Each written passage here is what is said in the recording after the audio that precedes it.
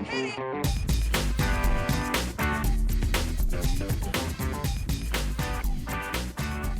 morning, good afternoon, good evening, and welcome to today's Caffeine for the Soul. This is the final part of my 5-part conversation with Robert Holden, and today we explore the stillpoint in the action field, the relationship between productivity and busyness. I think you're going to like this one.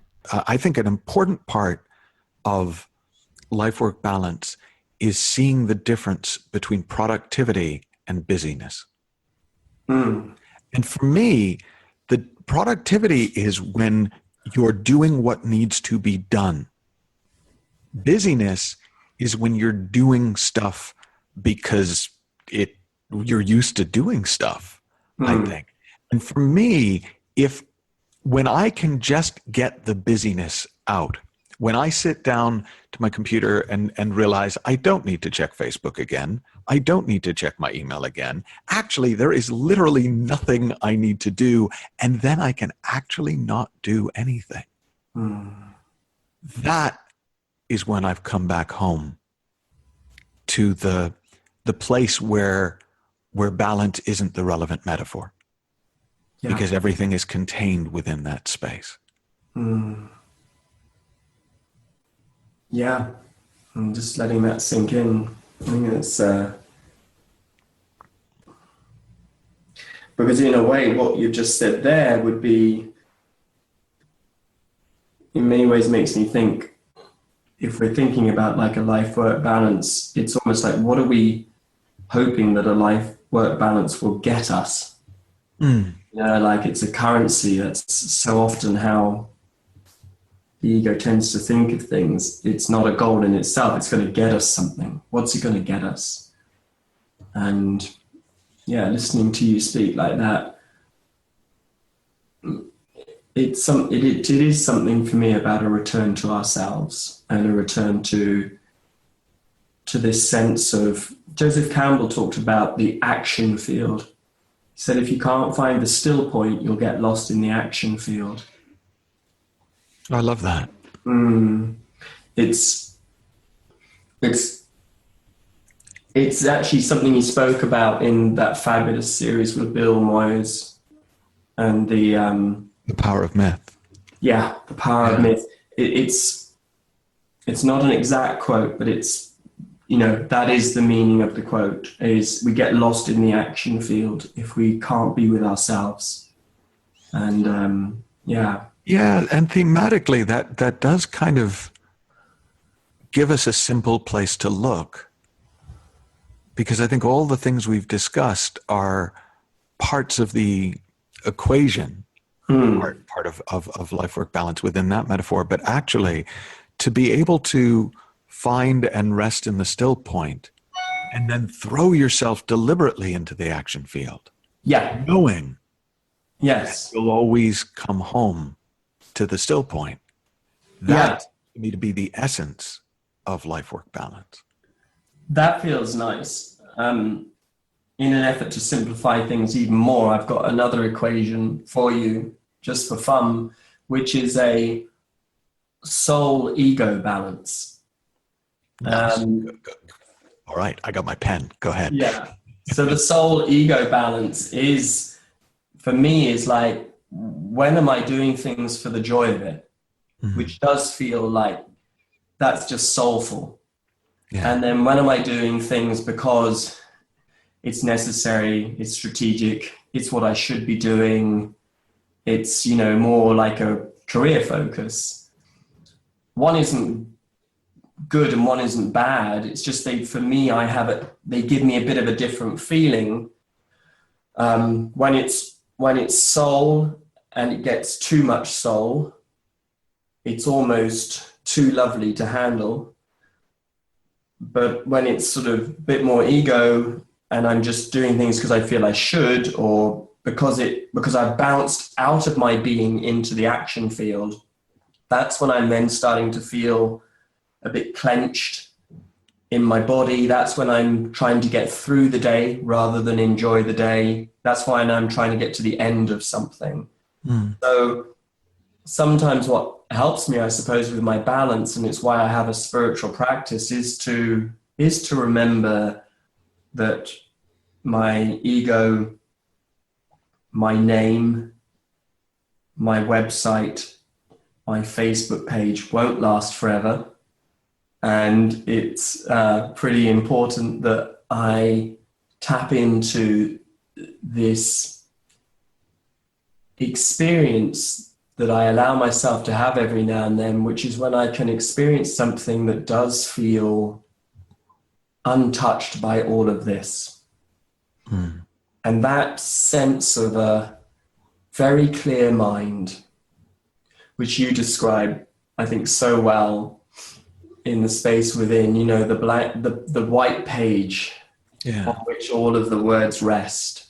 That consciousness is remarkably sane, remarkably present, wonderfully abundant, loving, true, constant, and always available to us. And connecting to that gives me a feeling of a soul ego balance where I have to participate in the world. There are such things as bank accounts, and there is such a thing as a 24-hour clock. And there are different calendars for lots of us, which is quite weird, but nevertheless, most of us have a calendar we follow. And so I've got to take care of all of that, and it's right that I do. Mm-hmm. And actually one way to take care of all of that even more is to have this soul time. And that soul time probably really is what I'm really talking about here is a self time again. But by giving myself that time, then my life and work can express itself in a way where there is a harmony. Maybe that's what it is rather than a balance. You know, there's a harmony to it all. And that they're certainly not in opposition to each other. Well, and what that evokes for me is, and I don't know if there's such a thing as an aural prism, something that takes one note and divides it into many, like there is with light, where you can have one light that divides into many colors. But that's sort of the image that came to mind, is that there's this one energy expressing through us in many, many, many different forms. And it's our ability to go back to the oneness, that the forms they're all there anyways. They're all expressions of the same one light. They're all expressions of the same one note, one sound. And then it is intrinsically harmonious because it's all of one whole. Yeah. Yeah, I love that. I absolutely love that. I was talking to somebody yesterday who was going through some angst about, she was saying, I'm trying to find a way to express my spirituality and my truth, you know. Mm-hmm. And I was just saying, well, that's a lot of pressure you're putting yourself under. What if you just let truth express itself through you? Like, take the pressure off. You don't have to do it your way. Let truth do it truth's way. And you are inevitably a filter anyway, so it's going to filter through you in a beautifully unique way, whether you're trying to be unique or not. Do you know what I mean? It'll be okay. Because the oneness is the oneness, so you don't have to dress it up and make it unique. The oneness is the oneness, and it will express itself through the filter of you in a way that will automatically be unique. So don't worry, it's all right. You know, it's going to happen. It's going to happen. And maybe therefore as well, you could say that maybe it isn't up to us to necessarily construct a balance. Maybe we could trust that actually that there is an intelligence that knows how to balance us out. And if we just paid attention to that intelligence, it would balance us out for us, rather than us think we have to make balance happen. Which takes me back to my favorite notion, which is the kindness of the design. Oh, I love it when you say that. Yeah, That's something I often quote by you, the kindness of the design. There is a kindness in the design. Yeah, I think there is. I do think that intelligence, whatever it is, somehow understands what we're up against and takes that into account somehow. And maybe it isn't an almighty mistake that we're alive. You know, like how some of the big Western philosophers concluded that life is a mistake. Oh, well. It's like, well, maybe it definitely feels that way sometimes, but I'm going to assume that it isn't for now, and I'm also going to assume that the kindness in the design knows that it's not a mistake, and so therefore, if I go to that intelligence that's available to all of us, it will create a harmony for me in my relationship with myself, between soul and ego, in my relationship between self and others. And then that balance, that homeostasis, if it's restored in me, hopefully then there's no need for me to experience an imbalance, an unhealthy imbalance in my life and my work. It would be unnecessary.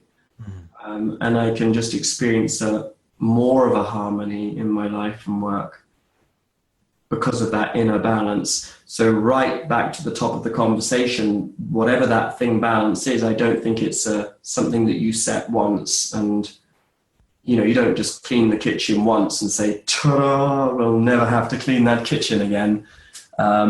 It's the same thing. It's the balance will reset itself so long as we keep paying attention to ourselves and allow that greater intelligence to inform us as to how to be or what to do or what not to do next.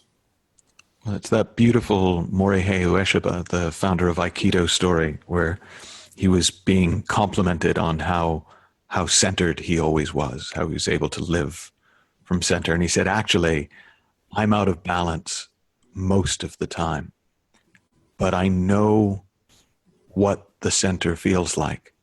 And my life is the process of continually returning to center.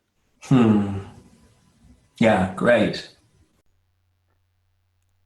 I hope you enjoyed this week's conversation as much as I did. Robert and I actually went on and talked for probably another 45 minutes, but we had to cut it somewhere. So if you want to hear more of Robert and more from Robert, check him out online at robertholden.org. Of course, you can always find out more about me at michaelneill.org. Until next week, have fun, learn heaps, and I'll talk to you soon. Bye-bye for now.